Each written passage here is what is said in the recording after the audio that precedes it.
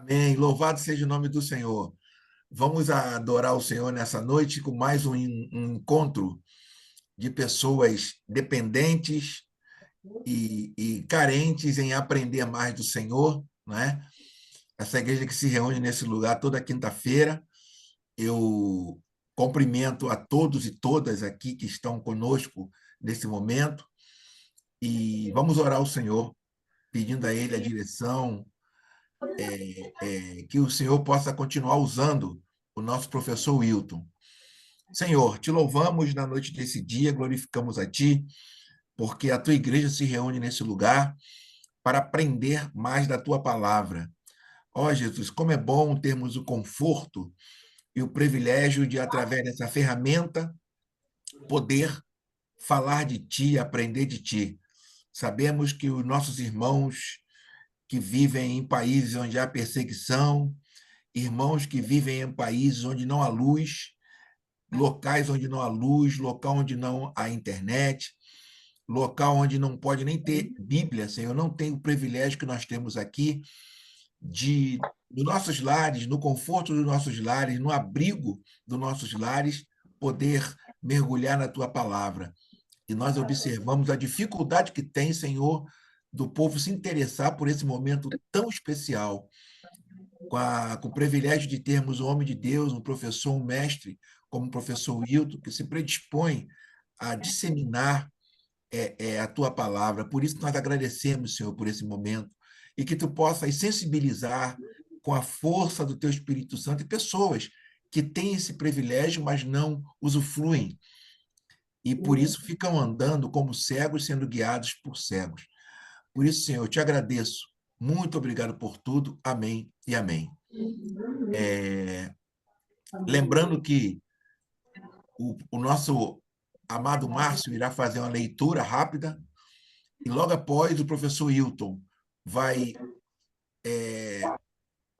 explanar algo sobre o que foi lido e logo depois você, amado irmão e amada irmã, pode participar com perguntas, tá bom? Fiquem à vontade. Por favor, o Márcio, leia por gentileza. Vamos lá, meus irmãos. Estudo dessa noite, parte 3, os últimos dias de Jesus e o nosso futuro.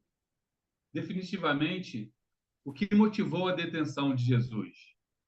Os evangelhos sinóticos, Mateus, Marcos e Lucas, dão a entender de maneira muito clara que o incidente que desencadeou a detenção de Jesus com a intenção de julgá-lo e condená-lo à morte foi o que Jesus fez no templo no dia em que entrou naquele lugar sagrado e expulsou violentamente os que ali compravam e vendiam os animais, necessários para a celebração do culto religioso e seus ritos cerimoniais, sacrifícios e oferendas.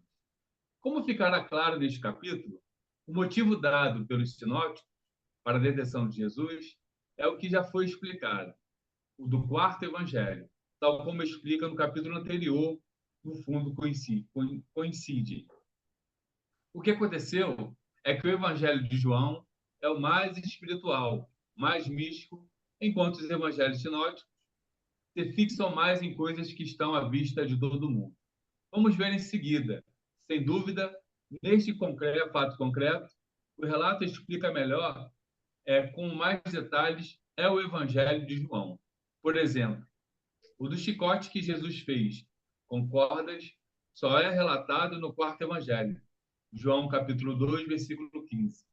De qualquer modo, o episódio do templo é de uma importância tal, através dele, nós damos conta da profundidade que temos este ato surpreendentemente de Jesus. Mateus capítulo 21, do versículo Mateus capítulo 21, do 12 ao 1, se eu não me engano. Está invertido. Entrou Jesus no templo de Deus e expulsou todos os que vendiam e compravam no templo.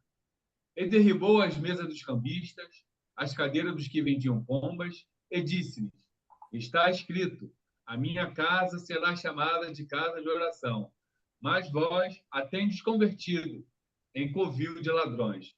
E foram ter com ele no templo cegos e coxos, e os curou. Vendo então os principais sacerdotes e os escribas as maravilhas que fazia, e os meninos clamavam no templo: Hosana ao filho de Davi. Indignaram-se e disseram-lhe: Ouve o que estes dizem? Jesus lhe disse: Sim, nunca leste? Pela boca dos meninos e das criancinhas de peito tiraste perfeito louvor. E deixando-os, saiu da cidade para Betânia e ali passou a noite. Esclarecimentos. Atualmente, quanto os turistas e peregrinos visitam Jerusalém, uma das coisas que mais lhes chama a atenção é que ali acontece aos sábados à tarde ao pôr do sol. Quem vai ao Muro das Lamentações, neste dia e neste horário, se impressionam com o inúmero número de judeus ortodoxos, aqueles que usam roupas pretas de marcas e chapéu, que chegam correndo, gritando para rezar em pé, colados no muro, lamentando depois de tantos séculos a destruição do templo no ano 70 depois de Cristo, há mais de 2000 anos. Isto nos dá uma ideia daquilo que o Templo de Jerusalém representou para os judeus, concretamente no tempo de Jesus. Sabe-se com segurança que o templo era o centro da vida, não apenas religiosa, mas também política, cultural, econômica e social dos judeus, submetidos ao Império de Roma. Sem dúvida alguma, o templo, na sua qualidade de centro de culto e da identidade nacional, ocupava um lugar fundamental no interior da vida do judaísmo. O templo também servia para outras coisas. Era, por exemplo, em parte matadouro, pois ali eram mortos constantemente os animais oferecidos em sacrifício. Em parte funcionava também como armazém onde se guardavam provisões. Servia também de banco, como câmaras, onde os ricos depositavam importantes riqueza, conforme nos informa o historiador Flávio José. Para compreender melhor o que aconteceu realmente quando Jesus expulsou violentamente os comerciantes do templo, convém ter presente que, quando Jesus se dirige ao templo, ele vai, na realidade, a um lugar de enfrentamento. Jesus, como já se disse, anunciou ao menos 3 vezes que os dirigentes do templo, ao sumo sacerdote, iam matá-lo. A entrada de Jesus no templo significava, por si só, enfrentamento com as autoridades de mais alto escalão e de mais poder, aos quais movimentavam mais dinheiro. Tratava-se, portanto, de um ato de alteração da ordem pública, ou, mais exatamente, de um ato de provocação pelo ataque direto que Jesus fez à economia dos sacrifícios, no qual disse que aquilo, em lugar de oração, era um roubo, os que fazem os bandidos. Mateus 21, 12 e 13. Além disso, ali curou cegos e coxos. Mateus 21, 14 e 17. Pessoas que, por suas doenças, se consideravam transformadas em pecado e, consequentemente, excluídas do lugar sagrado, mas acolhidas, perdoadas e curadas por Jesus. Por outro lado, isto é mais significativo. É importante considerar que esse texto foi redigido depois do ano 70, ou seja, depois da destruição de Jerusalém e do templo. Pois bem, considerava-se essa circunstância, compreende-se de que a ação não deve ser lida como purificação ou reforma do templo, mas como julgamento e castigo de Deus. A ação violenta de Jesus é vista como gesto que antecipa a destruição que Roma levou a cabo contra Jerusalém e seu templo. Mateus 24, 2, 26, 61. Jesus havia dito ser maior que o templo. Mateus 12, 6.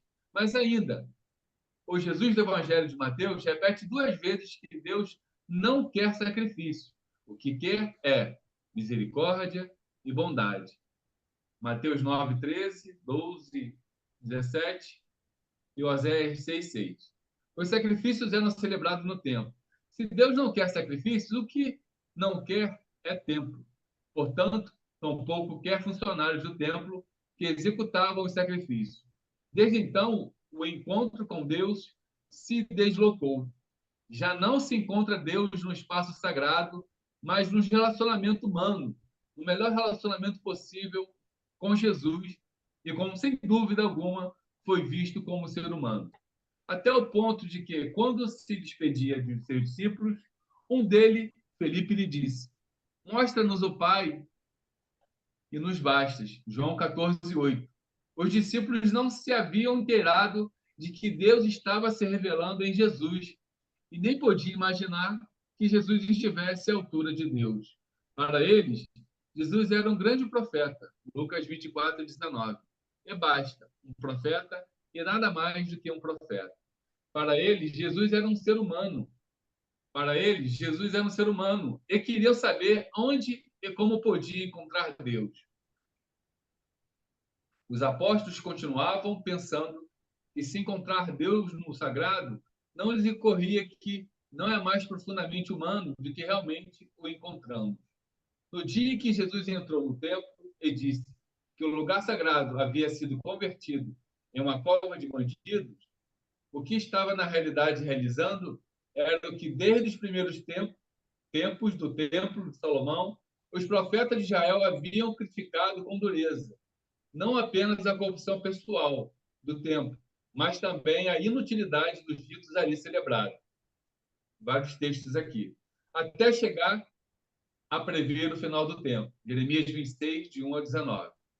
Previsão tremenda recolhida pelo historiador judeu Flávio José em seu tratado sobre Guerra dos Judeus.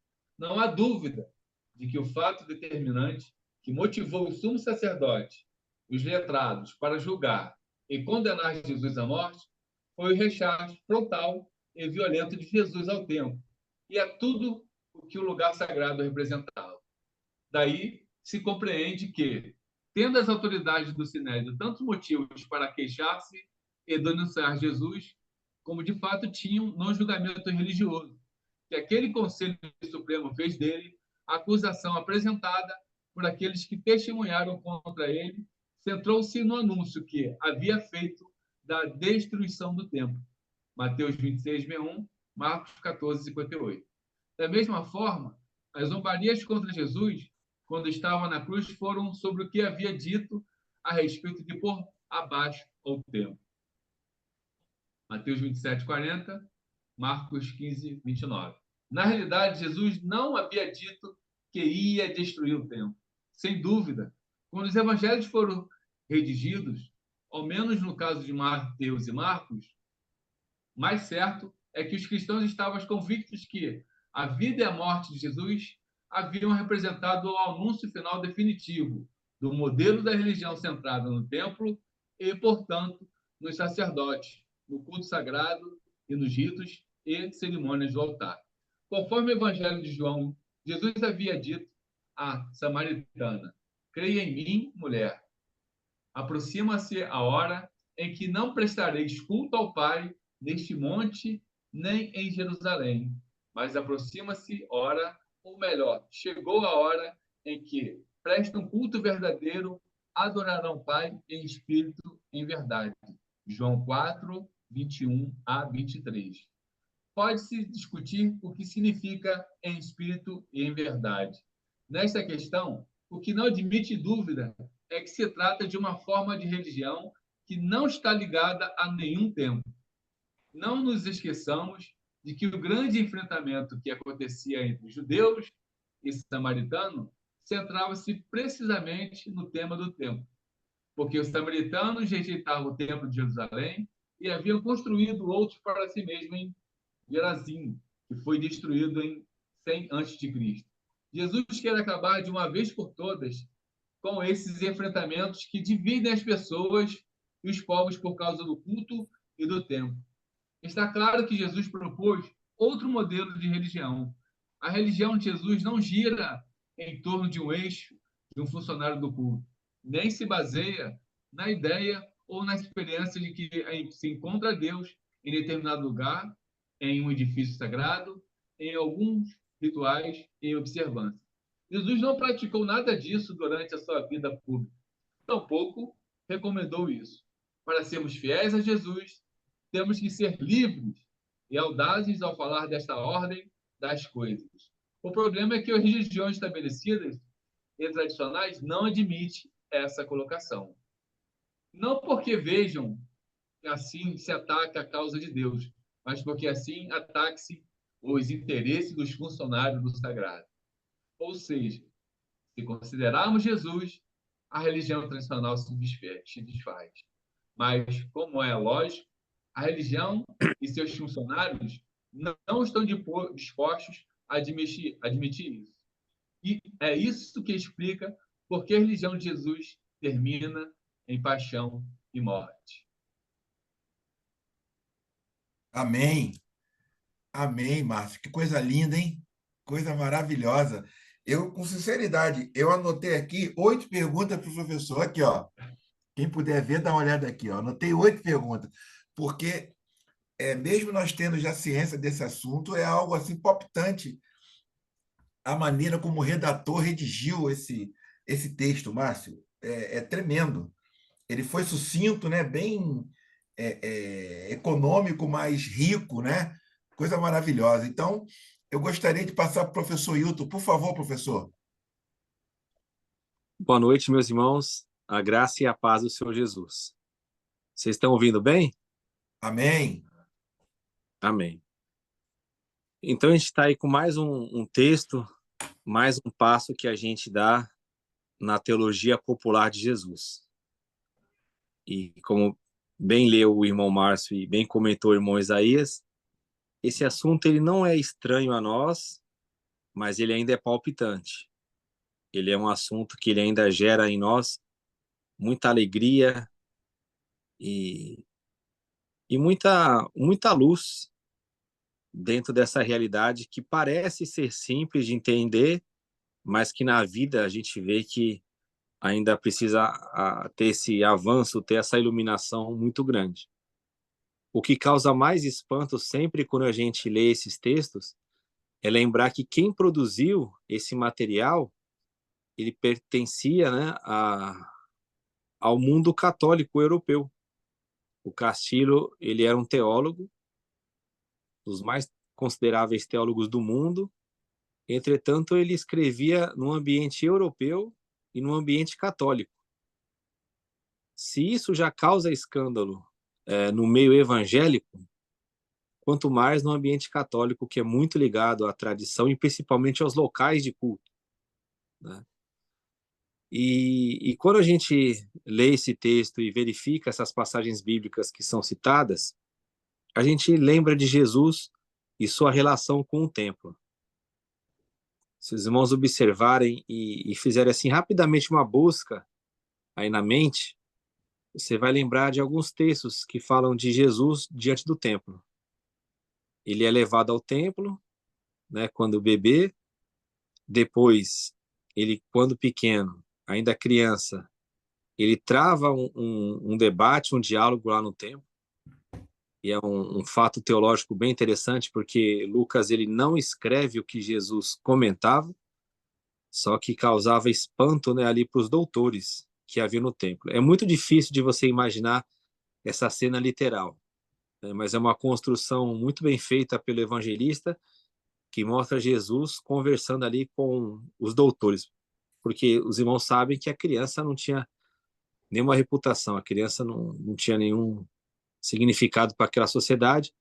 Ele já coloca ali no início do seu evangelho Jesus conversando ali com os doutores, com os mestres, e eles ficando perplexos acerca dessa criança.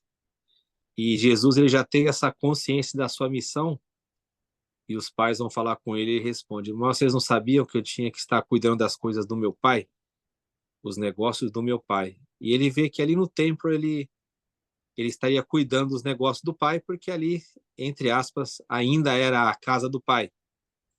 Mas conforme Jesus ele vai crescendo, o texto depois termina da infância dizendo que ele cresce em sabedoria diante de Deus, diante dos homens. Ele vai vendo que assim como os profetas do Primeiro Testamento, ele tem uma mensagem que vai desagradar aos profissionais da religião, aqueles que habitam no templo, porque ele se identifica como um profeta, um mensageiro que ele tem uma mensagem que ela desoficializa toda aquela religião. Ele começa a observar que ali é um covil de ladrões e salteadores, a exemplo de Jeremias, né? E Jeremias, ele foi chamado para se afastar dessas pessoas. Se você olhar, o profeta Jeremias, ele é um profeta solitário. E Jesus, ele tem essa vocação solitária com relação à religião, mas ele não se isola tanto como Jeremias. Ambos não foram casados, ambos não tiveram filhos, mas Jeremias, ele se isolou de uma maneira quase que como um monge, né? Ele ficou contra tudo e contra todos. Mas Jesus, ao se afastar dessa questão do templo e dos profissionais da religião, Jesus, ele encontra ali a sua vivência entre o povo, entre as pessoas exatamente que foram excluídas do templo. E aí passa-se essa jornada de Jesus, quando ele trabalha, quando ele está exercendo a sua vocação que ele recebeu do seu pai José, e agora ele vai começar a sua itinerância. E é interessante que é diferente, né? Nos sinóticos, eles colocam esse evento em Jerusalém como sendo o evento final. Mas você já percebe que Jerusalém, para Jesus, onde é o local ali do templo, é o local do centro de tudo, né? O coração da nação está em Jerusalém. Jerusalém não é um local agradável a Jesus. Se vocês observarem, quando Jesus já vai começar seu ministério, nos sinóticos ele não vai para Jerusalém, ele vai para Jerusalém em João. Mas nos sinóticos ele não vai para Jerusalém. Jerusalém é o destino final, principalmente em Lucas. Mas tem um evento que ele é levado para Jerusalém. E ali há uma dúvida se ele foi levado de maneira literal ou se foi numa tentação mental.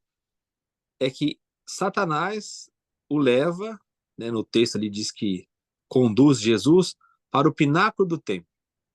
Então, Jerusalém e o templo são vistos pelos evangelistas logo no início do ministério de Jesus, fazendo parte da tentação de Jesus, para que ele se jogasse ali do pináculo do templo. Então, o que os evangelistas querem passar para nós? Que toda a saída de Jesus a Jerusalém e ao templo é uma ida de tentação, né? Essa construção teológica é interessante, porque nós temos que enxergar. Jesus ele vai caminhar para Jerusalém, ele vai ser o profeta itinerante, o missionário, principalmente em Lucas, eu volto a repetir, porque Lucas é construído como uma longa viagem de Jesus até Jerusalém, onde é o seu local de tentação final. Então ele vai se preparando ao longo do caminho para chegar em Jerusalém, e ele tem que chegar no templo. E o Castilho ele colocou muito bem isso. Quando as comunidades elas vão retratar isso, elas não colocam como uma purificação. Isso aí é um título que erroneamente colocaram em nossas Bíblias, a purificação do templo. Na realidade, não é a purificação do templo, é a destruição do templo, é o juízo que vem sobre o templo. Então, essa é a tentação final, porque após esse encontro no templo, nos evangelhos sinóticos, é aí que Jesus vai provar a morte. Então, Jerusalém e o templo, eles são como a destinação final. É ali que Jesus ele vai, Lucas coloca bem claro, eu tenho que ir para Jerusalém, padecer na mão dos anciãos, dos chefes da nação, dos gentios, ser morto e ressuscitar ao terceiro dia.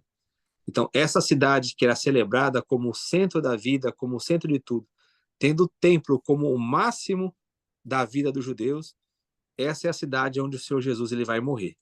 Olha que contraponto interessante. Aonde a religião ela tem vida, Jesus tem morte. Aonde a religião prevalece, Jesus é desprezado, né? O povo que recebe Jesus com grande alegria, porque tinha aquela expectativa messiânica daquele homem que iria governar, queria reinar, queria tomar de assalto Roma e todo o império. Jesus ali, ao mesmo tempo que as pessoas olham para ele com admiração, daqui a pouco as pessoas começam a olhar Jesus como reprovação. Jerusalém não é uma cidade querida por Jesus, né? Ele chora por Jerusalém. Ele diz que ele tentou várias vezes, como a galinha faz com seus pintinhos, recolher os seus filhos debaixo das suas asas, mas a Jerusalém ela despreza. Porque ali é o local de morte dos profetas, né? O templo, a religião, ela sempre vai matar os profetas. A religião ela é sempre contra os profetas. A religião é a religião dos sacerdotes, é a religião do povo que tem dinheiro, é a religião daqueles que dominam os outros, é aqueles que usam da lei, que usam da palavra, que usam de um livro sagrado, que usam dessa instrumentação religiosa para conseguir os seus conchavos, né? Então, na vida de Jesus, a gente vê o ápice disso, onde os políticos, os religiosos, a elite do povo se une para matar Jesus. Então, Jerusalém e o templo, eles são um desafio para Jesus. Quando ele chega no templo, ele observa ali atentamente as funções das pessoas. E ali, num momento de ira divina, né? Jesus, como um profeta irado, um profeta onde ele descarrega ali toda a sua força contra a opressão, contra a exploração, ele expulsa as pessoas do templo. Há um dito aí, né, hoje, que diz que aquelas pessoas que expulsam os outros do templo, elas não sabem o que elas estão fazendo. Mas você vê que Jesus, ele disse que ali era para ser a casa do Pai, mas era uma casa que já havia se tornado como um covil de ladrões e salteadores. E o contraponto é interessante, porque Jesus disse que ela deveria ser uma casa de oração para todos os povos. E ela não se tornou nisso. Ela se tornou um local de corrupção. E o verdadeiro templo, que é a pessoa de Jesus, né, da onde emana a vida. O texto aí do Castilho fala muito bem da questão da mulher samaritana. Jesus, ele não disse que pode adorar em qualquer lugar, né? Isso é outro erro de interpretação. Como ele bem coloca, Jesus fala assim, não é nem em Samaria e nem em Jerusalém. Não é que pode ser em Samaria, pode ser em Jerusalém, pode ser em Nazaré, pode ser em qualquer lugar. Jesus não está falando disso. Eu vejo as pessoas pregando assim, não, a gente pode adorar a Deus em qualquer lugar, não importa o local. Não é isso que a Bíblia apresenta. A Bíblia apresenta que o local de adoração a Deus é em espírito e em verdade. Isso é o que Jesus traz. O que Jesus está dizendo? Ele está desautorizando qualquer local de culto. Ele está dizendo que não existe o conceito de casa de Deus após a sua vinda. A casa de Deus para Jesus, o que é? É o coração contrito. É a pessoa que adora em espírito e verdade. É aquela que, pelo espírito da realidade, ela sabe quem Deus é. Isso é uma mensagem de libertação. Só que, ao mesmo tempo, ela é uma mensagem da destruição do sagrado humano. Por quê? Se você pode adorar a Deus em espírito e em verdade, se você não precisa de um local de culto, por que esses locais são mantidos? Por que essa religião ela cobra tanto das pessoas? É um contraponto. O que Jesus está falando é o seguinte, o encontro de Deus se dá na vida. O meu culto é a minha vida. Eu me encontro com os meus irmãos, eu me reúno com os meus irmãos, mas o local não tem valor algum mais. Eu não preciso dominar as pessoas pelo local. O local é o local de ladrões, é o local de salteador. Toda vez que você encontrar alguém que coloca o local acima da vida, você tem ali um ladrão, você tem ali um salteador, você tem ali uma pessoa que ela rouba a presença de Deus da vida das pessoas. Todos aqueles que querem colocar um local geográfico, que elas querem nortear a vida de alguém, colocando um local como um local sagrado, que é lá que você tem que encontrar o divino, você saiba que, segundo Jesus, essas pessoas elas são os verdadeiros ladrões e salteadores, são aqueles que minam a realidade espiritual e a vida espiritual das pessoas.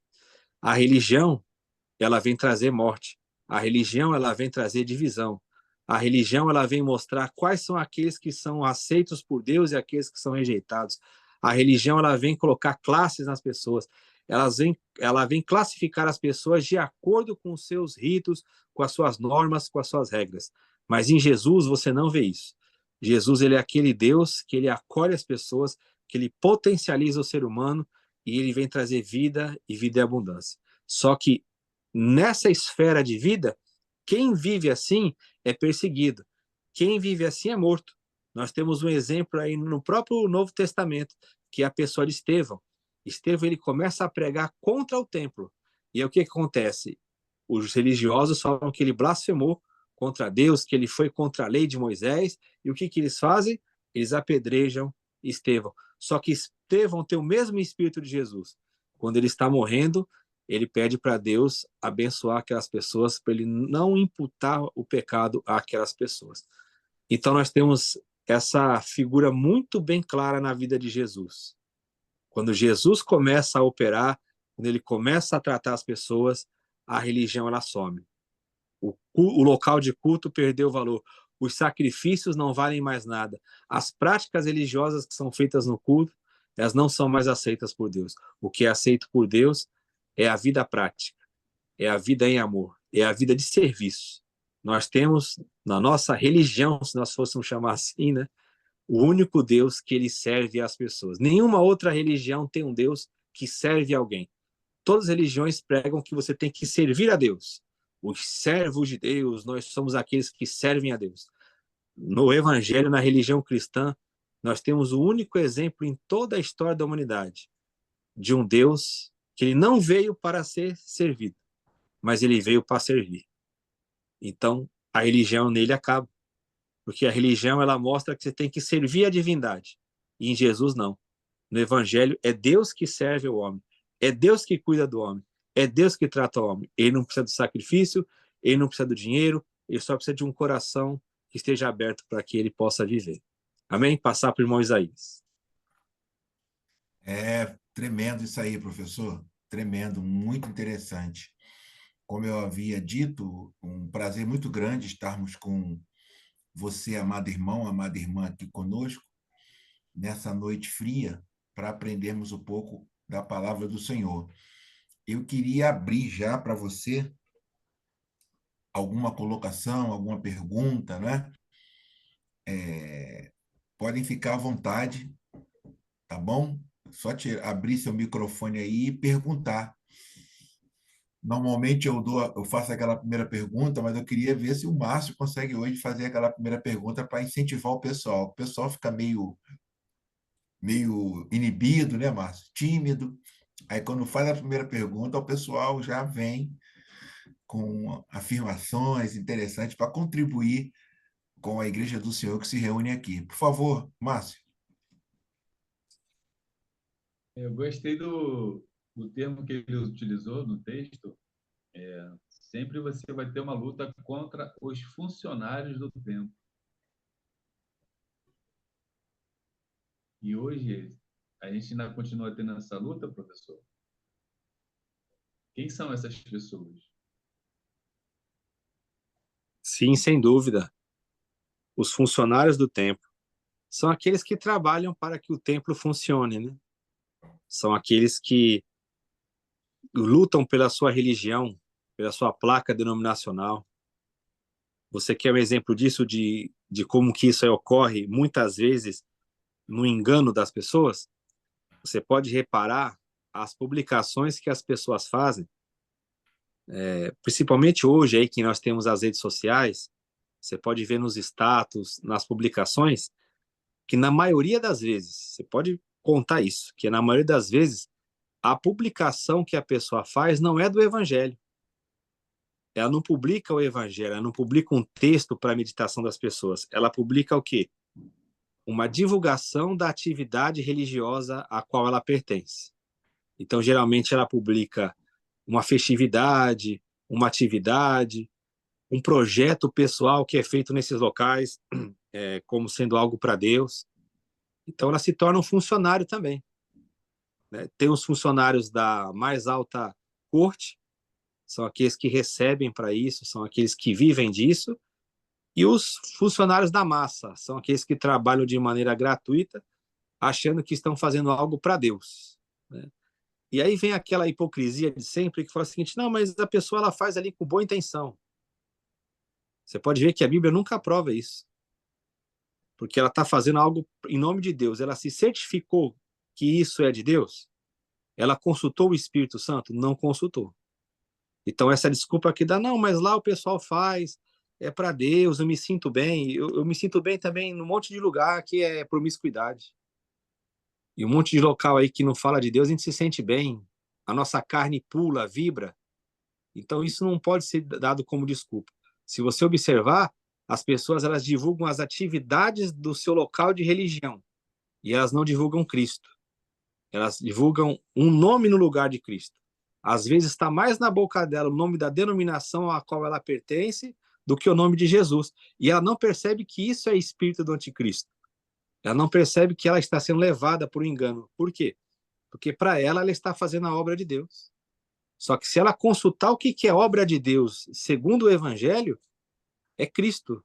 Obra de Deus não é eu lutar por um nome, né? Isso é uma divisão, isso é uma carnalidade, como Paulo dizia. E olha que na época de Paulo era o nome dos mestres que ensinavam o povo. Eu sou de Apolo, eu sou de Paulo, eu sou de Cefas, eu sou de Cristo. E hoje não. Hoje são nomes de locais de reunião, de denominações, pelos quais as pessoas elas têm o maior interesse na divulgação, onde elas falam desses locais como se levasse uma pessoa para um local desse fosse a mesma coisa que levar essa pessoa para Deus. E se a gente for bem sincero e colocar isso diante do evangelho, foi isso que Jesus combateu, né? As pessoas que viviam em função do templo, que faziam lá as suas reuniões, que viviam como funcionários, fazendo esses locais funcionarem, ao mesmo tempo que eles viravam as costas para o Deus encarnado, para Jesus que estava ali. Então, nesses locais, existe muitas vezes isso. Os funcionários do templo são pessoas que elas vivem em função da religião dela, né? Ela classifica a pessoa como salva ou perdida se a pessoa estiver na religião que ela segue, e não se ela estiver fazendo bem, servindo a Jesus, vivendo uma vida que agrada a Deus. Porque para ela, o senso de pertencimento é maior do que o evangelho. Então, se essa pessoa ela tem a mesma opinião que eu, se ela está no mesmo local que eu, ela tem a salvação de Deus. Se ela não tem, ela está perdida. Ele é um funcionário da religião. Por favor, Mário, quer perguntar?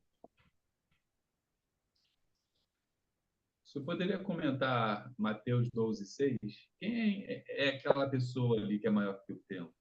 O texto está se referindo a quem? Mateus Vamos pegar 12:6. 12:6.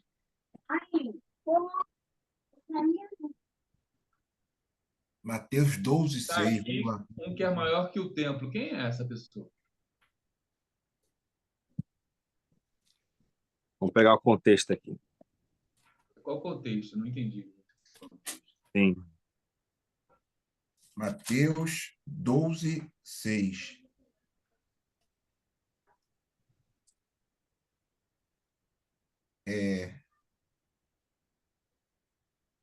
Sim. Interessante. Você vê que ele é Aqui a é questão do. Jesus. Aqui é Jesus, eu acho. Sim. É a questão do sábado, né? Onde eles estão passeando aí no dia de sábado e os discípulos eles vão colher a comida no dia do sábado, que segundo a tradição dos judeus era proibido. Aí Jesus, o que ele cita? Ele cita o caso de Davi, né? O Davi e seus companheiros tiveram fome e eles foram lá e pegaram dos pães da proposição, os pães dos sacerdotes, e comeram. E nada aconteceu com eles. Era um pão que era considerado sagrado, era o pão que era dos sacerdotes, que só podia ser utilizado ali no templo, né? Então ele fala assim, ó, no verso 5: ou não leste na lei que no dia de sábado no templo os sacerdotes violam o sábado sem cometer falta alguma? Ora, eu vos digo, há aqui algo maior do que o templo. Quem é esse alguém ou algo maior do que o templo, né? É a própria encarnação do templo vivo. É o próprio Cristo. Você já imaginou o que essa frase significa no mundo judaico? Hoje você entende isso e você fala, mas é Jesus. A gente sabe que Jesus é maior que o templo. Mas para eles o templo não era um local, era o local, era a casa de Deus. Se para o judeu era o local mais sagrado do mundo, era onde Deus habitava, como é que um homem como aquele, que era um homem pobre, um homem que veio do povo, um homem que não era ele nem exercia um sacerdócio diante do povo, porque ele não era da tribo de Levi, como é que um homem daquele pode dizer que ele é maior do que o templo? Então, assim, é como o John Stott falou. Se você lê o Evangelho e você lê o que Jesus disse, você só tem duas opções, três opções com relação a Jesus. Ou ele era um lunático, alguém totalmente louco para falar o que ele falou, ou Jesus era um mentiroso de marca maior, né? Para falar isso aí, tem que ser um homem que mente muito, um mitômano, ou ele era Deus. Você não tem como sair disso. Porque as declarações que ele faz, como é que um ser humano pode dizer que é maior que o local que era considerado como a casa de Deus? somente se ele fosse Deus, né? É, tremendo, muito bom. Professor, temos perguntas aí no chat. Eu, eu vou fazer para ti a pergunta. Sim. O nosso amado irmão Mário, nosso irmão Mário, ele pergunta aqui: graça e paz, irmãos. Dessa forma, como fica a cobrança dos dízimos como obrigação? E a irmã Patrícia diz assim: pastor, o senhor acha errado rifa na igreja? Dá para responder as duas. Uhum. Certo. Então, Mário, o dízimo ele era obrigatório na época da lei, porque o dízimo era como se fosse o imposto, né, que eles pagavam. Eles tinham lá 3 dízimos que eles tinham que pagar. 2 eram anuais e um dízimo era a 3 anos. Então, se você pegasse a quantia anual, daria aí 23,33% da renda que a pessoa tinha. Tinha lá as regras sobre o dízimo, né? Os dízimos, se morasse longe do templo, você tinha que vender lá o seu bem, transformar em dinheiro, depois você tinha que até festejar com a sua família, né? Era uma coisa até bonita. Você poderia ali beber, o texto até fala que você tinha que beber com a sua família, comer, celebrar mesmo, né? Enfim, o que hoje restou disso? Nada. Hoje não restou nada. O apóstolo Paulo, ele falando sobre as contribuições, ele diz que deve ser segundo a prosperidade de cada um, conforme que colocou no coração, Deus ama ao que dá com alegria. Então não existe a obrigatoriedade do dízimo, por quê? Porque não tem mais templo, né? O templo hoje de Deus é a igreja. A igreja ela é composta de membros, que são pedras vivas. Então, não existe obrigatoriedade desse dízimo, até porque ninguém hoje pode dizer que é dizimista. O que é o conceito de dizimista? É eu pegar 10% do meu salário e entregar mensalmente na tesouraria de um local lá. Aí eu falar, eu sou dizimista fiel. Não, não é dizimista fiel. Você dá 10% do seu salário na instituição. Se você seguir os dízimos do Antigo Testamento, é uma outra coisa. Nem todo mundo era dizimista. Você pode fazer o resgate do dízimo, você pode vender o dízimo, comer o dízimo, enfim. São Até outras questões. porque, desculpa, professor, até porque Malaquias não é dízimo, ali é plural. Isso. Muita Era gente, os né? Ali é os dízimos. dízimos. Então, hoje não tem ninguém hoje que fala que é dizimista. Ninguém pode dizer, eu sou dizimista. Não. Você é uma pessoa que entrega 10% da sua renda, do seu salário mensal, numa organização. Ponto. É isso. Então, de fato, não tem nem como exigir obrigatoriedade, porque não tem nem como fazer como era feito naquela época, né? O Isaías leu, o Márcio leu o texto aí, né? Em que fala que lá no Templo de Jerusalém era o local até era onde eu colocava as mercadorias, o templo era um local onde acumulava ali os alimentos, os cereais, então um povo agrícola, né, que cultivava as sementes, então não tem nem como trazer para os nossos dias essa questão. Se a pessoa estiver no local e ela concordar lá de dar 10% da sua renda mensal, 20%, aí é a consciência dela diante do que ela faz com o dinheiro do seu trabalho. Agora, exatamente, obrigatoriedade não tem nem como obrigar a fazer, porque não tem paralelo. Não tem como tentar pegar o que está escrito no Antigo Testamento e trazer para hoje, não tem como. A não ser que a gente vivesse aí numa sociedade agrícola, que tivesse um local, um armazém que economizar, que armazenasse, né, essas sementes, aí dava até para a gente bolar. Numa sociedade como a nossa, hoje não tem nem como fazer o que eles faziam no Antigo Testamento. Só que aí eles transportaram esse conceito de dízimo como se fosse 10% do salário. E como a gente falou assim, não tem nada a ver, não é 10% do salário. A questão da rifa é uma questão interessante que a irmã Patrícia colocou. Por quê? Geralmente, se faz uma rifa para tentar alcançar algum objetivo. Né? Então, assim, na maioria dos casos é para funcionamento do local. É difícil quando é para ajudar um irmão. Tem casos que é para ajudar o irmão? Tem, eu já vi. Fazer uma rifa para pagar a operação de um irmão. Mas vamos lá. Quando eu faço uma rifa, estou incentivando o quê? A pegar o dinheiro para fazer algo em função de alguém ou do local e poder ganhar algo. Só que concorda que na rifa só um vai ganhar? Quando faz uma rifa, geralmente é só um que ganha. Quem Se tiver só um que ganha, sorte. Quem tiver sorte e não tiver azar. vai ganhar. Ora, se um só vai ganhar, qual que é o intuito de eu fazer uma rifa? Eu não preciso fazer rifa. Eu tenho que trabalhar a conscientização dos irmãos. Por exemplo, Verdade. irmãos, olha só, o Isaías mora numa região ali onde encheu a casa dele e está precisando dos móveis dele.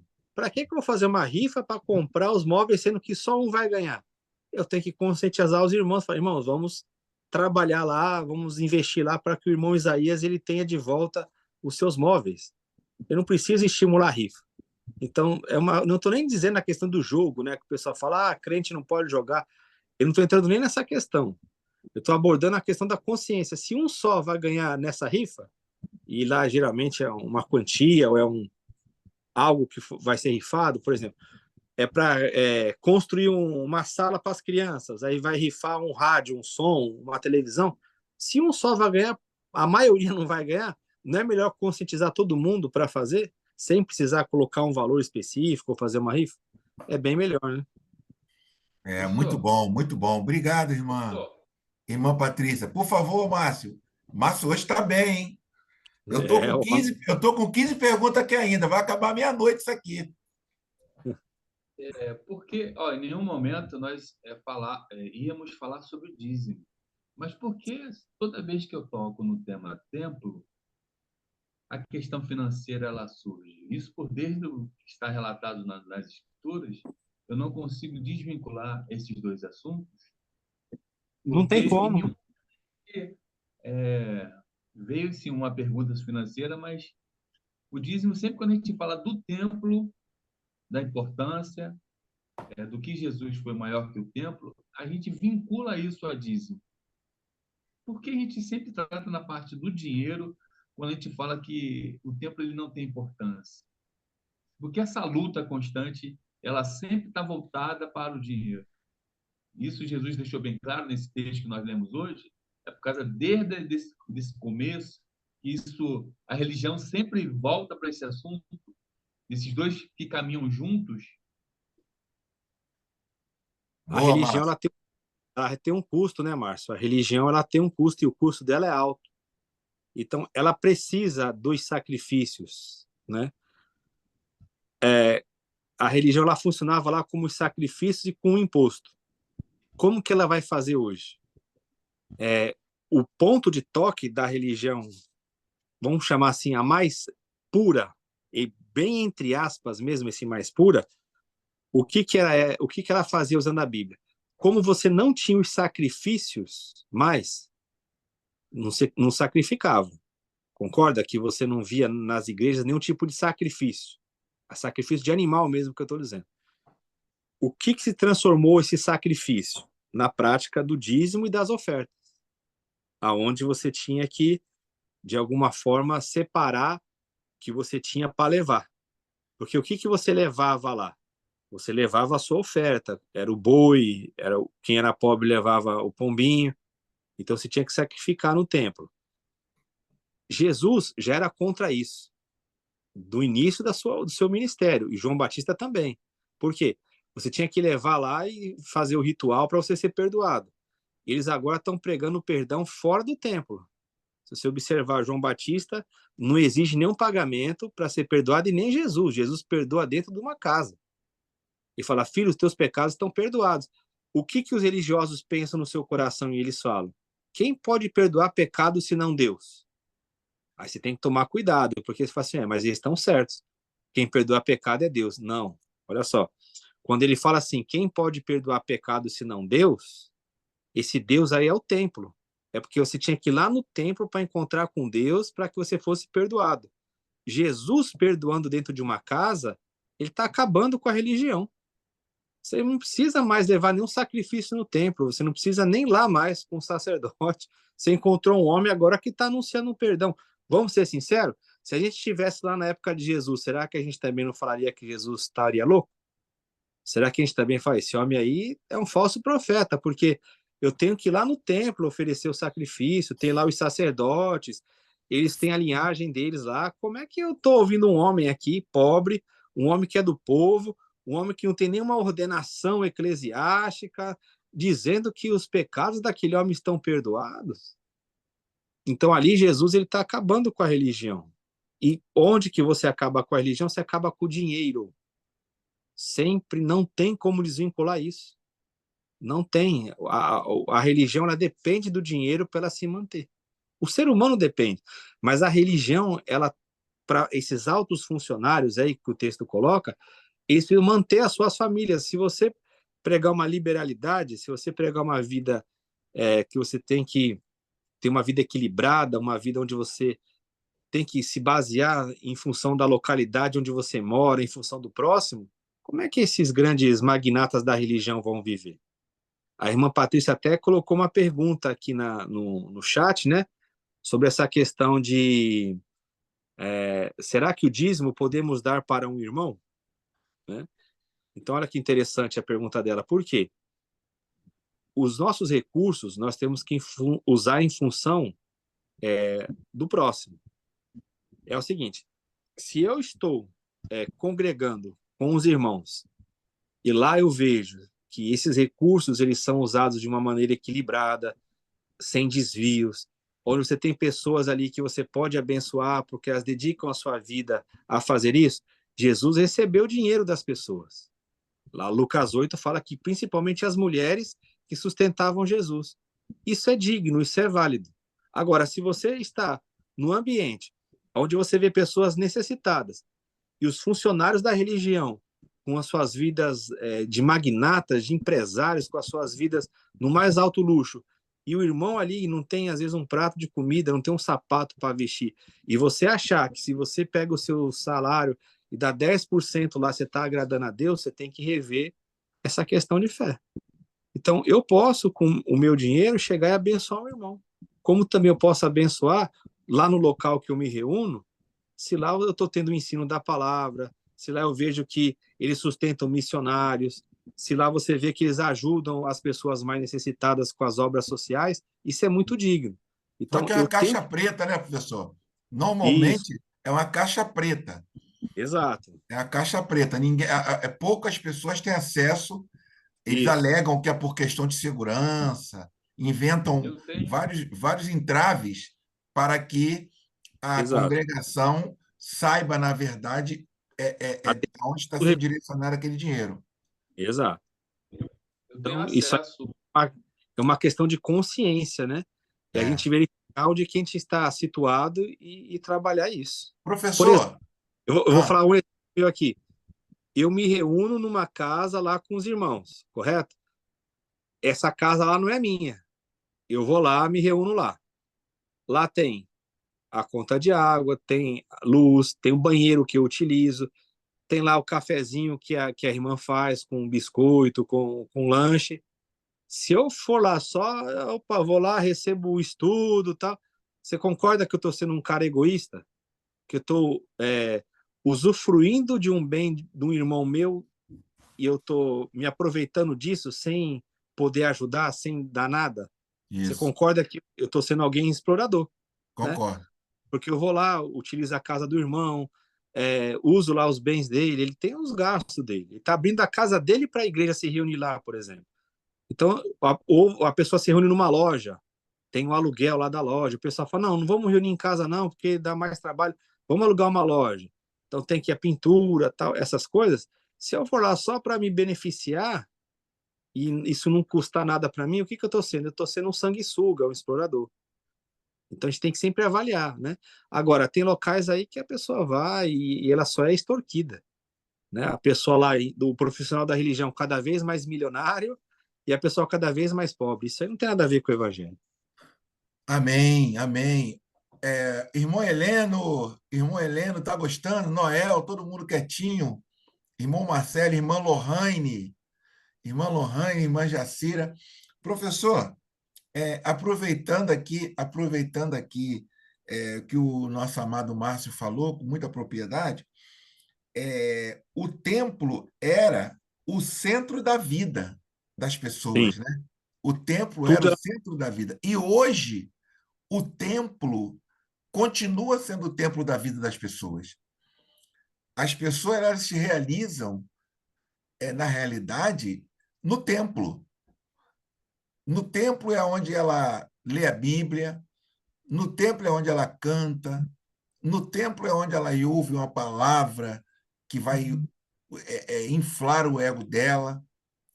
No templo é onde ela, talvez ela vai viver no templo, né? E tem, como nós estamos falando aqui de profissionais da fé, que ele faz tudo para o povo viver no templo de segunda a segunda.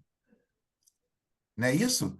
É de segunda a segunda. O povo, ele quer que o povo fique no templo, vai domingo de manhã, aí almoça no templo, aí domingo à noite, aí segunda-feira tem reunião do departamento, terça-feira tem reunião de outro departamento, aí quarta-feira tem culto, aí quinta-feira tem outra reunião do não sei de quê, aí sexta-feira tem reunião de não sei de quê, aí sábado. Então, na semana a pessoa vai 3, 5 dias no templo, não é isso? Então, o templo fica sendo o centro da vida daquela pessoa, né? Então, é impressionante. E para mim deixar os irmãos perguntarem, essa é uma afirmação que eu fiz.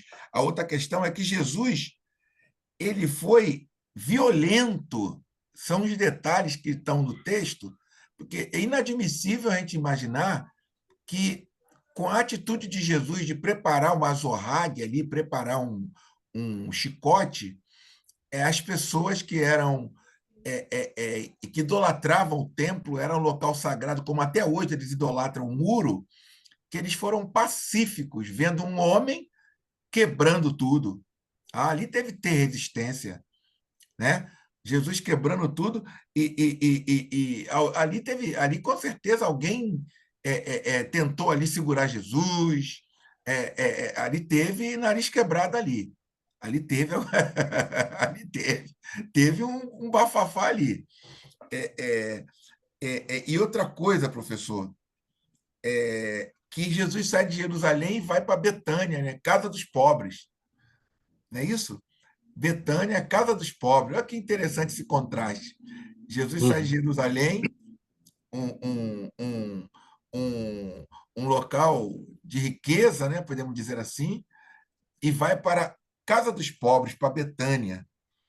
Eu tenho mais coisa para falar aqui, mas eu queria que o professor lesse aí a participação da nossa irmã Lohane. E eu estou aguardando o Heleno aí, o Heleno falar alguma coisa, porque o Heleno e Noel, quando falam, é benção, hein? Sim. Isso, eu vou falar aqui da Lohane e vou comentar também sobre o que você falou. A Lohane colocou assim: como as práticas de cura e exorcismo realizadas por Jesus se encaixavam no contexto religioso da época. Legal.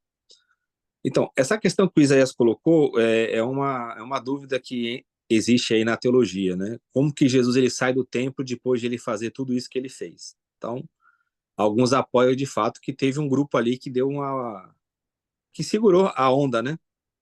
Teve os discípulos, né, ou as multidões ali que acompanhavam Jesus, com certeza preservaram Jesus ali e deve ter tido muita briga ou até morte, o texto não fala, né? Mas alguém ali teve que segurar a resistência ali, ser resistente para que Jesus pudesse sair daquilo ali, né? Betânia, como o Isaías colocou, Casa dos Pobres. O Frank Viola, ele tem um livro que ele fala, ele chama Betânia, o lugar favorito de Deus na Terra, que era o local onde sempre Jesus ia. E ali em Betânia os irmãos sabem quem que morava, né? O Lázaro com as suas irmãs. Então, Betânia era um local próximo a Jerusalém, onde Jesus gostava mesmo de ir. Ele gostava de estar ali na casa dos pobres. Isso é bem legal. A pergunta da Lorraine é muito inteligente, muito interessante. Os exorcismos e as curas naquele ambiente, o exorcismo, por exemplo, não era só Jesus que realizava, né? Tem uma passagem até que Jesus ele pega ali no contrapé os fariseus, que ele fala: se eu expulso os demônios pelo poder de Beelzebul, por quem expulsam os vossos filhos? Né? Então Jesus admite que ali entre os fariseus, entre os discípulos deles, também tinha uma prática de exorcismo. É bem interessante, quase ninguém nota isso, mas entre os fariseus também havia essa prática. As curas e os exorcismos naquela época, eles tinham mais um fator social do que espiritual, por incrível que pareça. Por quê? No que resultava? Essa libertação que Jesus trazia é para que a pessoa fosse inserida novamente na sociedade e ela pudesse ter a sua vida. Por quê? Como essas pessoas que eram endemoniadas e eram enfermas, segundo a teologia da época, elas eram como que amaldiçoadas por Deus, elas só poderiam viver no convívio da sociedade com a libertação. Então, quando Jesus ele fala que ele veio trazer essa libertação, é além da libertação espiritual. Envolve a libertação espiritual? Sim. Mas o que acontece? Ele insere essas pessoas novamente nos seus contextos sociais. Um grande exemplo disso é aquele endemoniado gadareno. Quando Jesus ele expulsa aquela legião daquele homem, e aquele homem quer seguir a Jesus, o que Jesus fala? Você vai lá na sua casa, você volta lá e anuncia quão grandes coisas o Senhor fez por você. Quando Jesus cura o leproso, o que ele fala? Vai lá e se mostra para o sacerdote. Por quê? O sacerdote daria a declaração de que ele estava curado, então ele poderia ter de novo uma vida social. Então, essas pessoas que foram curadas, elas tinham a sua vida retornada. É isso que Jesus chama de vida abundante. Não é somente expulsar, né? ou limpar a pessoa por si só, mas é trazer um sentido da vida para ela. Amém. Muito bom. Obrigado, irmã Lohane. Pergunta maravilhosa. Irmão Heleno, vai ficar quietinho aí, irmão Heleno? Se não estiver podendo Patrícia, fazer pergunta, eu vou fazer pergunta, hein? por favor, Márcio. Fique à vontade. Está edificando as nossas vidas, Márcio. Professor, eu tenho acesso à contabilidade da Alemanha, de várias instituições religiosas, né? Sim. Lembrando que estou falando Alemanha, mas não é Alemanha. E a gente dá um nome técnico para essa remuneração desse pastor-presidente na Alemanha, de prebenda, né? Sim. Tem outro nome. O senhor está hoje uma noção de quanto mais ou menos um CEO de uma grande empresa ganha? O senhor pode dizer um número mais ou menos que o senhor acha? CEO, né? É um cargo máximo, a pessoa que é o cara, né? Numa instituição entre uma empresa privada, né? É o grande líder, é o grande mentor. Hoje, posso dizer que no Brasil deve estar em média de 20 a 30 mil um CEO. Uhum.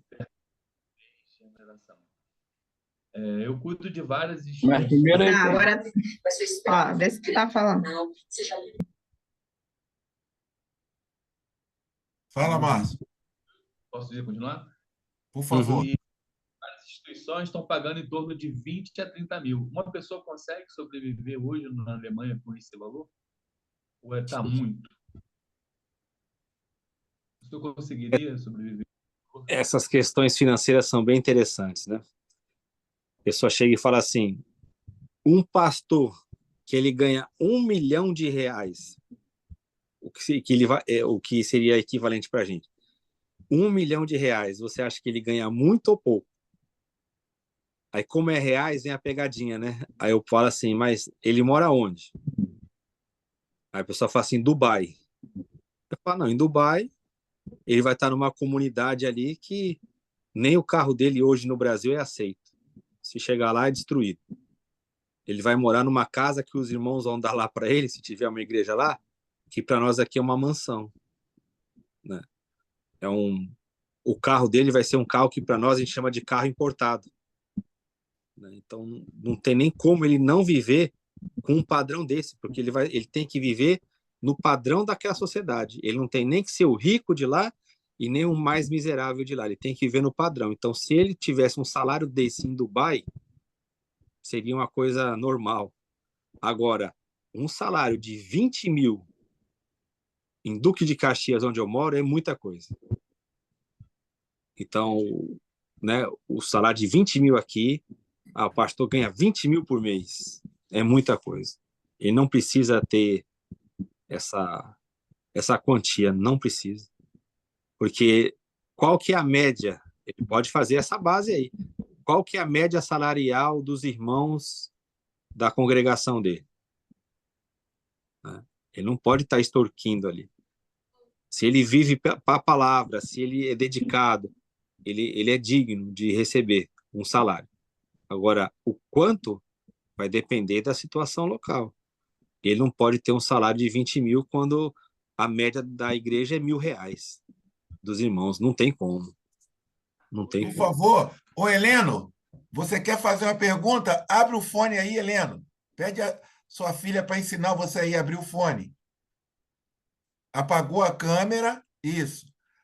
Apagou, abriu a câmera agora aperta. Isso, abriu. Pode falar, Heleno. Estou te ouvindo.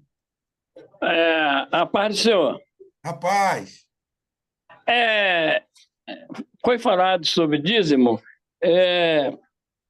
A Bíblia, Novo Testamento, fala explicitamente sobre a palavra dízimo. por favor, professor Wilton. Uhum. Tem uma pergunta, essa pergunta aí, ela tem uma questão conceitual, irmão Heleno. Porque, assim, o que a pessoa considera como o Novo Testamento? Se ela considerar que o Evangelho ele é Novo Testamento, como literatura fala. Jesus ele fala dos dízimos, mas ele fala no contexto judaico, né? Os fariseus, lá em Mateus 23:23. Se a gente considerar a validade do Novo Testamento, quando é que um testamento ele entra em vigor? Após a morte do fiador. Então, para nós, a nova aliança, ela entra em vigor a partir de quando? Ela entra a partir da morte dele. Após a morte de Jesus, o único texto que vai falar de dízimo é em Hebreus. E o contexto aí de Hebreus não é para entregar o dízimo como se falava lá no Primeiro Testamento, mas é comparando os sacerdócios, né? Hebreus é um livro de transição. As pessoas elas estavam saindo de um rito, né? Elas estão migrando do antigo, vamos chamar assim, do Antigo Testamento para o Novo. Então, Hebreus ainda está mostrando como que deve ser, porque eram dúvidas normais que eles tinham, né? Uma família judaica, aquela mentalidade judaica, demorava. Lá em Atos 10, nós vemos Pedro ainda com problema de pregar para os gentios. Lá em Atos 15, tem que fazer um concílio para ver o que os irmãos judeus vão viver com os irmãos gentios, como que isso vai se dar. Então, havia dúvidas ali, né?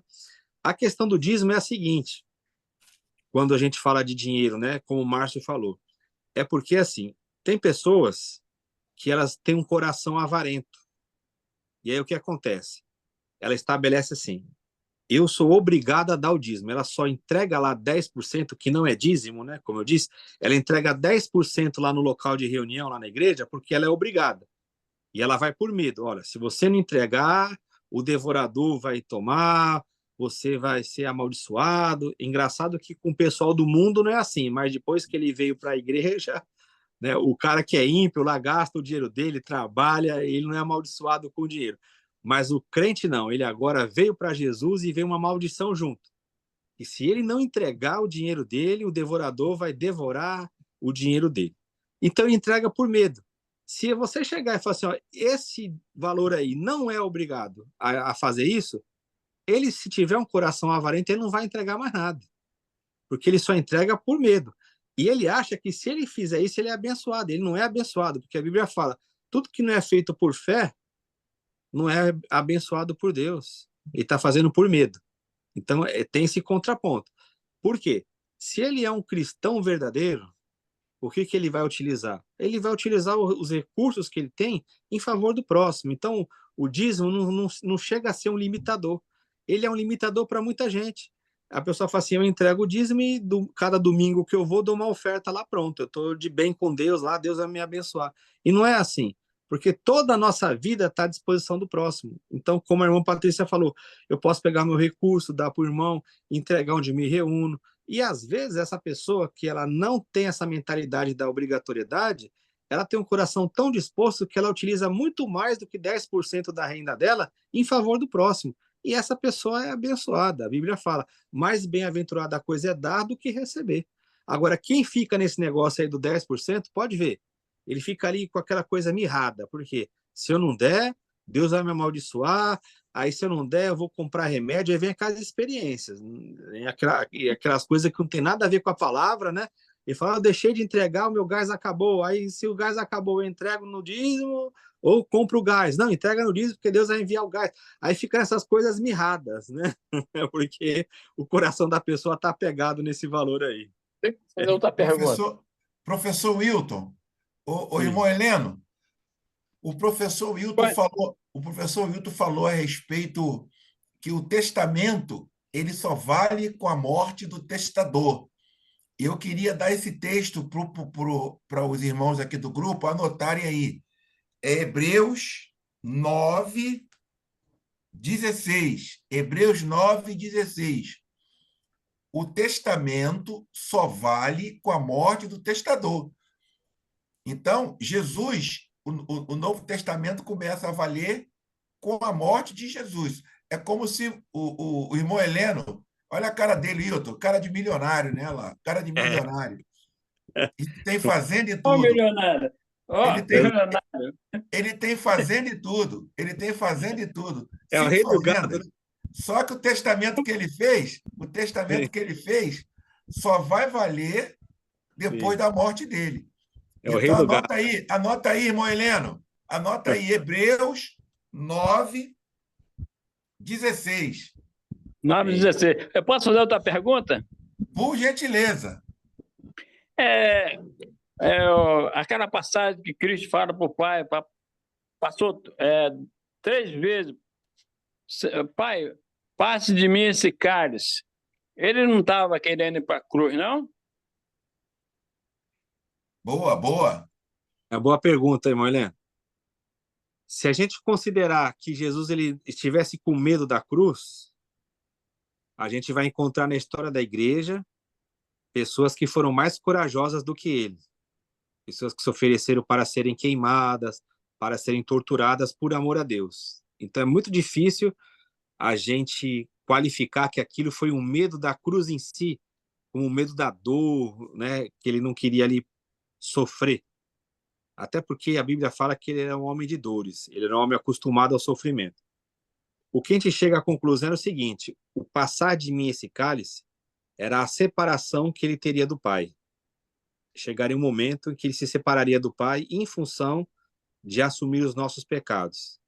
Então, pela primeira vez em toda a sua existência eterna, haveria um momento em que ele se afastaria do Pai. Não tem como explicar isso, porque a Trindade não se separa, mas o pecado ele faz separação entre Deus e os homens. E Jesus ali ele está assumindo os nossos pecados. Tanto é que na cruz ele pergunta, usando o Salmo, né? Deus meu, por que me desamparaste? Então, possivelmente ali seja a dor da separação, a dor de ver Deus pelas costas, né? A linguagem antropomórfica, usar uma linguagem humana. Ele teria ali as costas de Deus, ele estaria recebendo o desprezo de Deus. É uma coisa misteriosa que não dá para a gente entrar porque não cabe na nossa mente como que um Deus que é triuno vai ter uma separação, como é que Jesus vai morrer ali, ele vai se oferecer, mas enfim, ele sente o desprezo de Deus, o abandono de Deus naquela morte horrenda. Eu creio que o cálice era isso. Quando Mas é fala que lindo, né?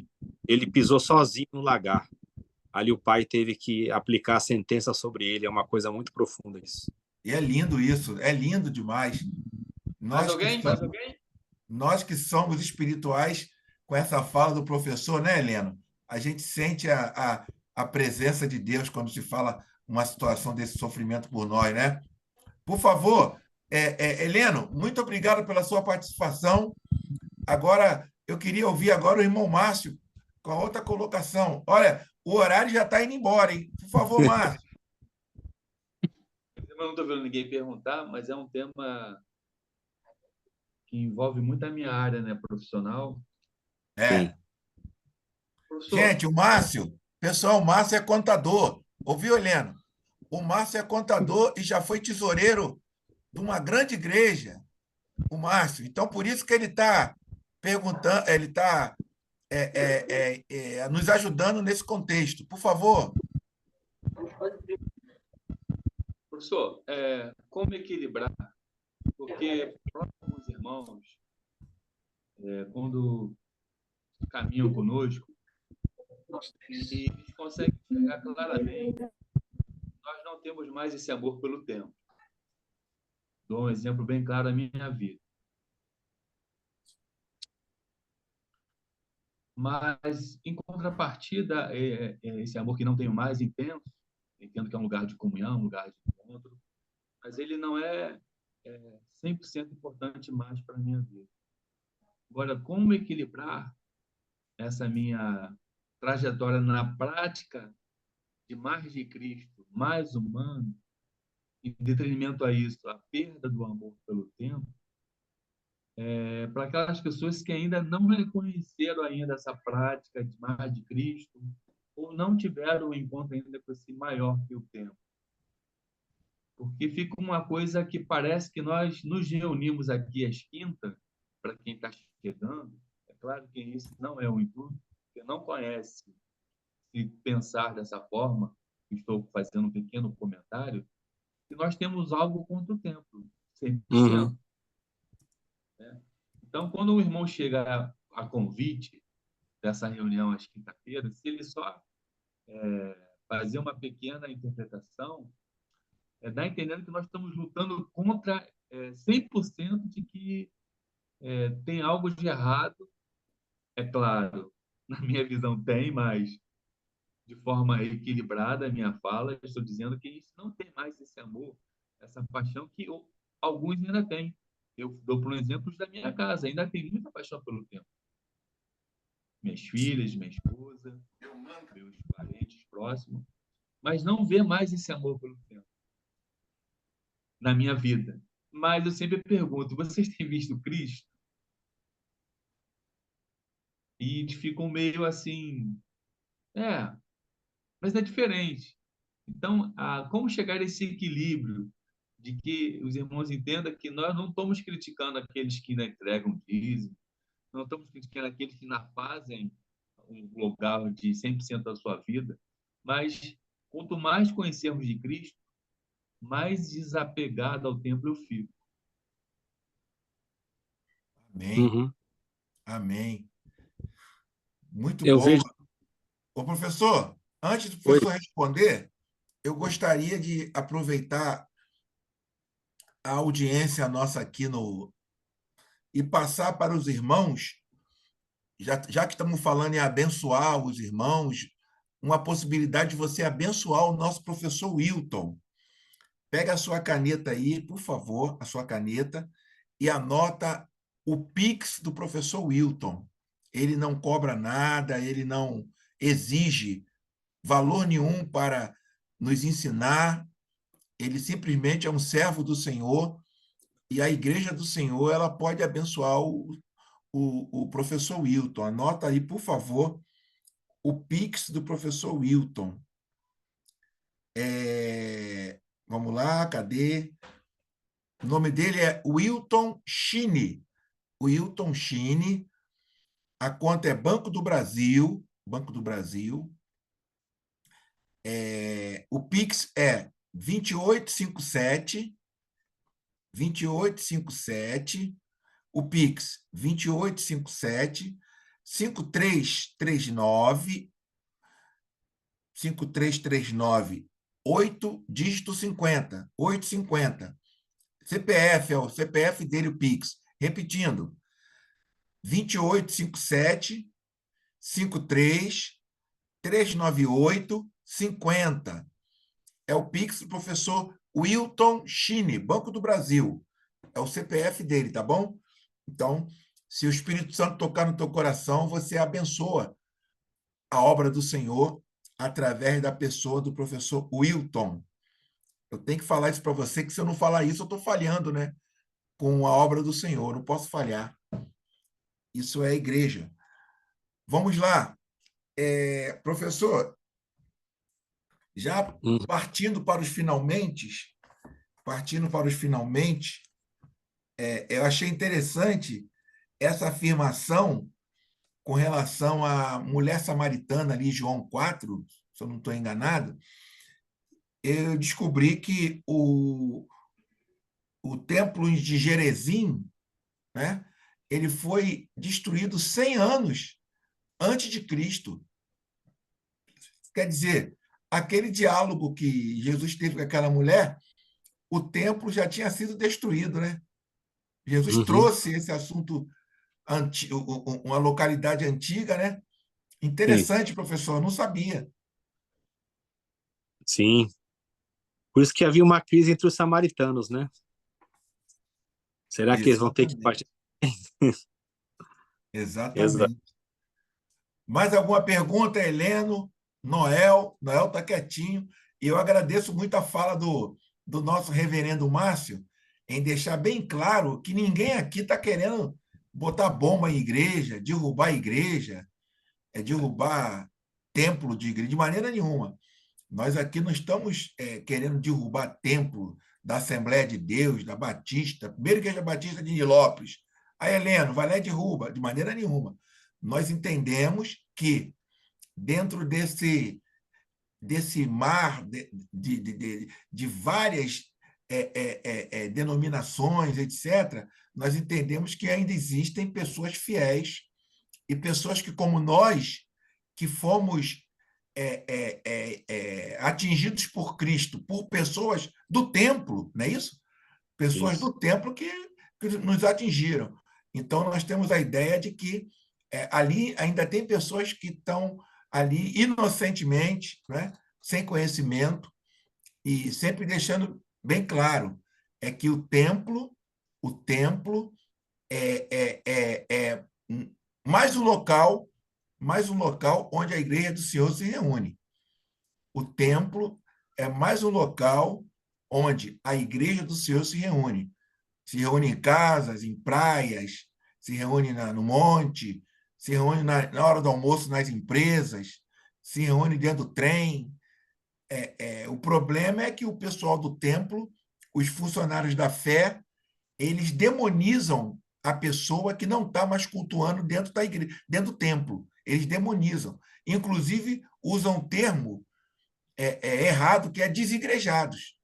Desigrejado é quem não está sob a égide de Deus. Desigrejado é quem não está na igreja do Senhor, que vive em pecado, vive uma vida que não tem comunhão com os irmãos. Esse é desigrejado. Então, deixar esse bem transparente aqui para... Professor, tem uns chatzinhos aí, professor, por gentileza. Tá. Para nós Eu só concluir. essa questão do Márcio, é assim, Márcio, o que ocorre às vezes também é o seguinte, a pessoa que ela saiu daquilo que é chamado de sistema religioso, e ela agora fala assim, eu estou livre do sistema, ela acaba criando um sistema antissistema. Ela não acaba pregando Cristo, ela acaba pregando que a pessoa tem que sair de lá. Então, o alvo dela não é levar para Cristo, o alvo dela passa a ser tirar as pessoas da denominação religiosa. E aí você vê surgir termos como esse assim, você tem que sair da Babilônia, aí começa a chamar de Babilônia as denominações. Você percebe que ele cai no outro extremo. Ele passa a defender um sistema que, na verdade, ele diz que é um antissistema. Então, ele se tornou sistemático do antissistema. A função dele agora é tirar pessoas da denominação. Isso também não é levar para Cristo. É como aquela linguagem do Antigo Testamento. Sair do Egito, mas não entrar em Canaã. Né? Ficou no meio do caminho. Então, como que vai ver a diferença? É o que você falou. É Cristo. É quando você vê Cristo na vida da pessoa. Quando você vê que uma pessoa trabalha em função de um ordenamento humano, de um projeto humano, e outro, ele vive a vida cristã. Esse é o ponto que vai causar a diferença. Não é a questão de você tentar desconstruir o pensamento, porque isso é uma obra do Espírito Santo, não adianta. Tem os apegos emocionais, como você citou, né? Eu já falei com pessoas que falam para mim assim, eu sei que tudo isso é errado, como eles estão fazendo, mas eu tenho a minha esposa, eu tenho meus filhos, eles gostam lá, tem os seus amigos lá, então são pessoas que lá pesado. Assim, então ele está abrindo mão de uma revelação que ele tem em função de um convívio social, mas isso aí é ele diante de Deus. Então, o nosso papel é esse, é falar de Cristo. E aí, aquilo ali, sem amarras. Aí você percebe que a pessoa fala, cara, ele vive Cristo tão livremente, ele avança tanto em Cristo, olha como que essa pessoa mudou. O maior exemplo aqui que eu vou dar para vocês, de testemunho, qual que é? É da esposa do camarada, né? É o do marido, é a pessoa que vive lá junto. Ele não está aqui hoje, mas como é um testemunho bom, eu vou falar. O Isaías conhece ele, você conhece, que é o irmão Fabiano. O irmão Fabiano, ele é da Assembleia de Deus, daquele movimento do reteté lá, o sapato de fogo, tudo, né? Ele era o cara do pandeiro. Ele era do pandeiro e tal. Quando ele conheceu o Evangelho de Cristo e ele abandonou o sistema religioso lá, tal, as práticas, o maior testemunho foi da esposa dele. Esses dias eu fui lá de novo, me reuni com eles, e no começo a esposa dele falou assim, olha, o meu marido hoje ele é um servo de Deus. Hoje eu olho para ele, eu vejo Cristo. Então não tem testemunho maior que isso. A mulher dele está falando, meu marido era um homem religioso, participava das atividades religiosas, nos cansava, nós tínhamos que estar, como Isaías falou, todo dia na reunião, era reunião de libertação, era reunião de doutrina, era reunião do círculo de oração, era reunião dos jovens, era reunião da escola dominical, era ensaio, até cansa só de falar. Aí ela falou assim, não tinha vida. Agora, o meu marido hoje, eu vejo Cristo nele. Aí quem conheceu o Fabiano naquela época e vê o Fabiano hoje, não tem o que falar. Você vai falar, o cara ele só tem a mentalidade em Cristo. Esse é o maior exemplo. A pessoa na casa dela fala assim, olha, o meu marido, hoje eu vejo Deus nele. Acabou, isso aí chegou no testemunho. Então é assim que a gente vai ver, não adianta ganhar debate. Eu gostava muito de debater, eu não debato mais. Eu entendi que eu ganhava o debate, mas não ganhava a pessoa. Eu chegava lá, desconstruía a pessoa, mostrava que ela estava errada, e aí? Não adianta. Então é a paciência, é a oração, deixa que ele é bom. Vai chegar uma hora que, se o Espírito Santo trabalhar mesmo, a pessoa vai cair em si. Ela fala, por que o Márcio ele tem esse pensamento? É o testemunho, não adianta. O testemunho ele é a arma mais poderosa. E aí, quando a pessoa ela direciona tudo para Cristo e não fica perdendo tempo com essas coisas emaranhadas, ela fala, aquela pessoa é feliz. Você pode ver, a maior evidência de um religioso é a murmuração. O religioso ele está cansado, ele está murmurando, ele só reclama. Você senta perto dele e deixa ele falar. Ele já vai começar, não, porque na minha igreja está tendo muita atividade, porque na minha igreja o pessoal é treva, na minha igreja o pessoal discute por causa de roupa, a cor da roupa do ensaio. Ele vive aquela máquina religiosa. E ele está lá por medo. O cara não me consagrou, eu já estou há 5 anos com ele. Você que vê o assunto não gira em torno de Cristo. Agora, quem está em Cristo é diferente. O Isaías falou que tem pergunta aqui no chat, né? É a Lohane, ela pergunta assim, existe impacto do dízimo na vida espiritual do cristão? Não. O fato de dar ou não muda nada. O que está por trás desse apego ao dinheiro, que sim, né? Ele às vezes pode estar servindo a mamon, usar o dízimo como barganha para com Deus, mas o fato de dar ou não tem. Isso aí só mostra o quanto essa pessoa ela tem amor ao dinheiro, né? Então, se eu não entregar o meu dízimo lá na igreja, meus 10%, Deus vai me amaldiçoar? Não.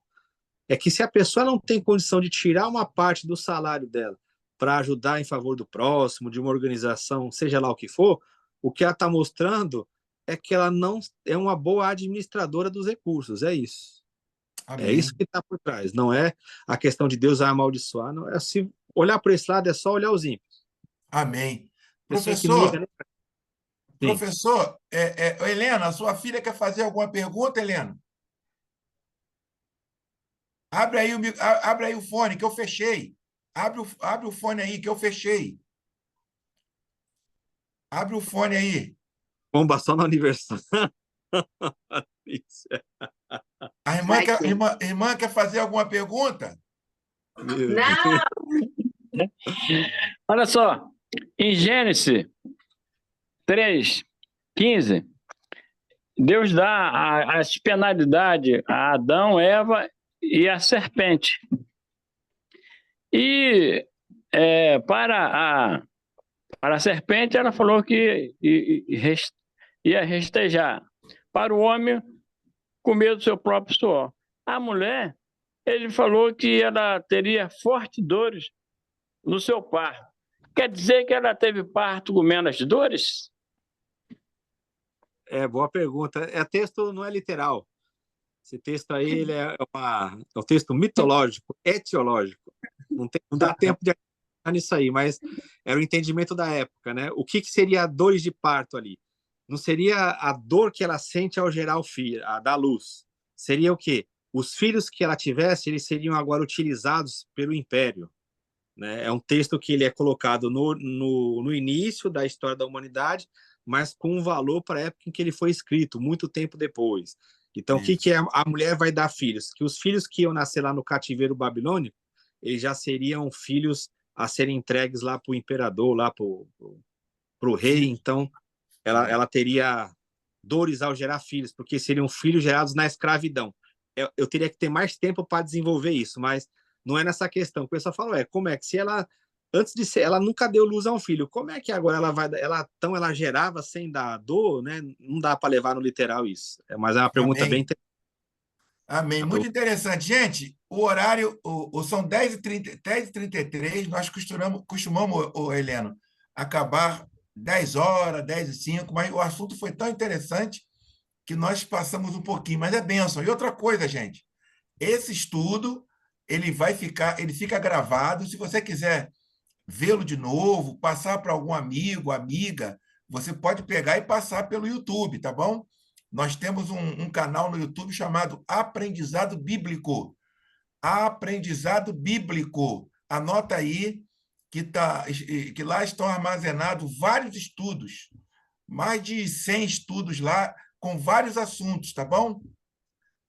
Então, eu louvo a Deus pela sua vida. Anota aí, Aprendizado Bíblico, no YouTube. Se não conseguir, fala comigo que eu passo para você, tá bom? Nós temos um grupo também chamado Aprendizado Bíblico, no Instagram e no YouTube. Telegram e WhatsApp. Telegram e no WhatsApp. Tá bom, gente? Vamos terminar?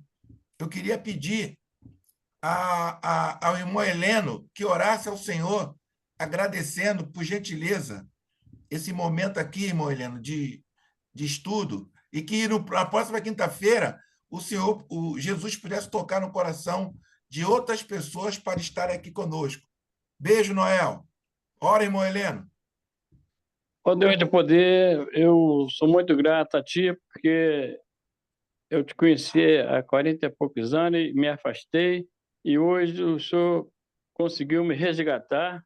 Eu estou entre nobres, estou aprendendo cada vez mais, sou grato a Ti. Senhor, abençoa o nosso professor, o nosso dirigente, que esse trabalho continue a prosperar e que nos dê uma noite de paz. Em nome de Jesus, amém. Amém. Está terminado em nome de Jesus. Agora o Heleno vai pagar o lanche na cantina, hein? Heleno vai pagar o lanche na cantina. Coca-Cola. Tô dentro, seu Heleno. Tô dentro.